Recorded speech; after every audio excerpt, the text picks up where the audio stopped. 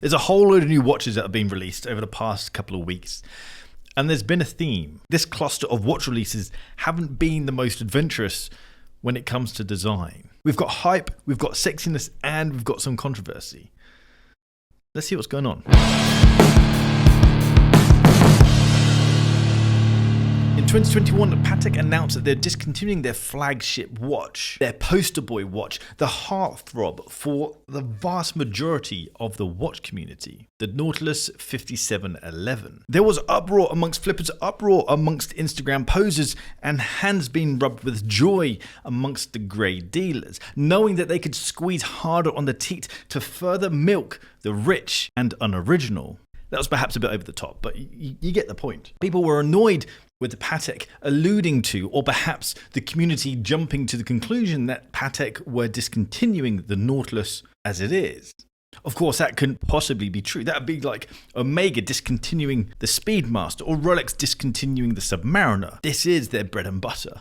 This is what they're known for, at least in the modern age, that is. The Nautilus is a gorgeous watch. It is an out-and-out icon within the watch world, and it's arguably the watch that's held Patek on the map and kept them relevant in this modern, sporty-focused watch world.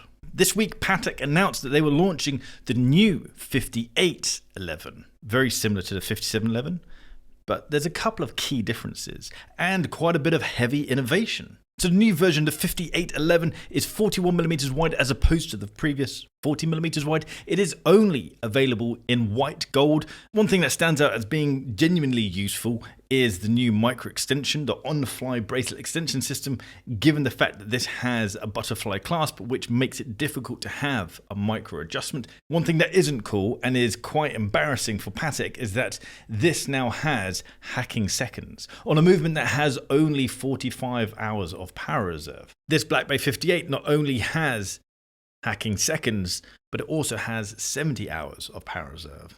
So keep up, Patek. It's quite obvious that Patek can't keep up with the demand of the flippers, and it's also obvious that they can't just suddenly increase the price of steel watches to get in on the profits that are being made by the flippers.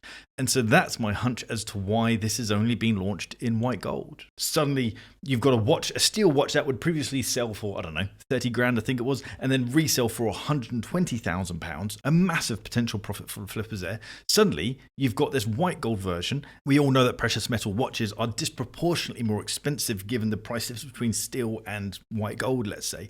And so the profit margin on a white gold Nautilus is massive compared to that of a steel.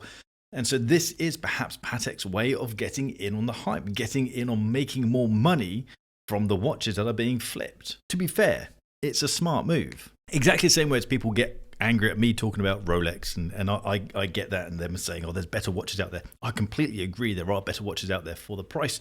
For me, I just enjoy various Rolexes. I feel that way about Nautilus. I feel that there are better looking watches out there for far less and far more enjoyable watches. For example, the Girard-Perregaux Laureato. Girard-Perregaux have launched a new Laureato in 38mm with a copper dial, and this is gorgeous. I did a video on the Laureato earlier this year, I think it was. Yeah, earlier this year, and I absolutely fell in love with it. Not this particular dial variation, but the design of the Laureato, I think, is absolutely spot on, and this copper dial takes it to a whole new level. We have a dial that has a sun-ray copper finish to it and a clou de Paris pattern.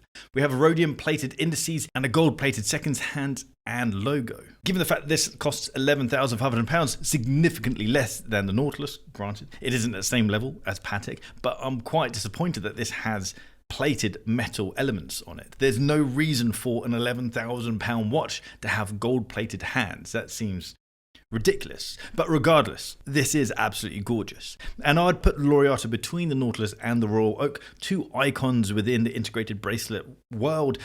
It has the finesse, the design finesse, and the curves and sexiness that the Nautilus has, but it also has the aggressive kind of industrial sportiness of the Royal Oak. I feel like it's a nice combination of the two, and genuinely, this is my favourite. Now let's go to the controversy. Bremont Supernova. I went to the launch event of this watch down in London at the Tower of London. Quite an epic launch event. Could have done with more canapes, if I'm honest. But it was interesting to get hands-on with this watch. A watch that immediately had elements of the Royal Oak in it. If you check out the bracelet, and the challenge around having such similarities to other watches is you immediately compare it to those watches. This costs £7,995, and so it is nowhere near the level of a Royal Oak. It also lacks the finesse. I do like, however, that Bremont have got into the space of the integrated bracelet watch world, but kept the Bremont design within the dial. It's quite obviously a Bremont when you see it, just not from afar. There is one massive criticism about this watch though. 40mm wide on the case, it should be very wearable, but it isn't, because it has a lug-to-lug measurement of 53mm. This, to me, I feel is a design fault of the watch. 40mm wide should be highly wearable. This should be the middle ground for pretty much everyone. It should be able to suit everyone, and that bracelet should be able to just droop around your wrist. However, I think as a first attempt within the integrated bracelet watch world, it's pretty damn good. And not all brands got it right first time round. There's a massive difference between the first Vacheron Constantin overseas and the most recent.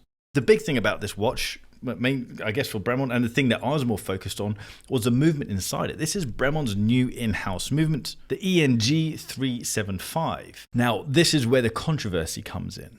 A lot of people were upset that Bremont called this an in-house movement when they bought the rights to this movement from a company called THE. I don't care what we call this, but we just have to make sure that whatever label we're applying to a company buying a movement in and renaming it as their own, we have to apply that to everyone else who's doing the same. Because this has been done across the watch industry for the whole of the watch industry. This isn't anything new, and to say, Bremont, you're lying about your in-house movements seems odd when we put other watches on massive pedestals and call them grails and adore them. Vacheron can call this an in-house movement because in the year 2000, Richemont, who owned Vacheron, bought JLC. They then picked up the rights to the 920 movement and then handed the rights over to Vacheron, legitimately making this movement an in-house movement, despite the fact it was designed by JLC. Now, I don't care what we call this activity, because at the end, I just want a watch that looks good and performs well. That's kind of my only criteria, really. However, if we call bullshit on one brand, then we must call bullshit on all the other brands as well. I'm not here to protect Bremont. I don't give a shit about Bremont. They're not paying me to do anything. No one does. And that's the difference about this platform compared to many other platforms. A lot of people in the industry use Bremont as the bashing thing because they have to look after the interests of other brands, the larger brands, the group brands. If you upset Richemont or Swatch, then you can be kicked out of the inner circle.